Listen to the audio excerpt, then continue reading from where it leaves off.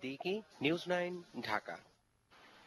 সাধারণ মানুষের যাতায়াত নিরাপদ রাখতে প্রয়োজনে সড়ক মহাসড়কে আরও নিরাপত্তার ব্যবস্থা করা হবে বলে জানিয়েছেন স্বরাষ্ট্রমন্ত্রী আসাদুজ্জামান খান কামাল। সকালে রাজধানীতে এক অনুষ্ঠানে তিনি একথা বলেন। নিরাপদ সড়ক দিবস উপলক্ষে রাজধানীতে র্যালির আয়োজন করে নিরাপদ সড়ক চাই সংগঠন। এতে সারা দেশেই সড়ক মহাসড়কে জনসাধারণের জন্য ঝুঁকিমুক্ত চলাচলের দাবি জানানো হয়। পরে র্যালি শুরুর আগে স্বরাষ্ট্রমন্ত্রী আসাদুজ্জামান খান কামাল বলেন, সরকার দেশের সকল সড়কেই জনগণের নিরাপত্তার উপর লক্ষ্য রেখেছে। বর্তমানে যে পরিমাণ নিরাপত্তা ব্যবস্থা রয়েছে, প্রয়োজনে তা আরো বাড়ানো হবে। যান্ত্রিক ত্রুটিমুক্ত গাড়ি যেন কেউ না চালায়, সেদিকে কঠোর নজরদারি রয়েছে বলে জানান তিনি।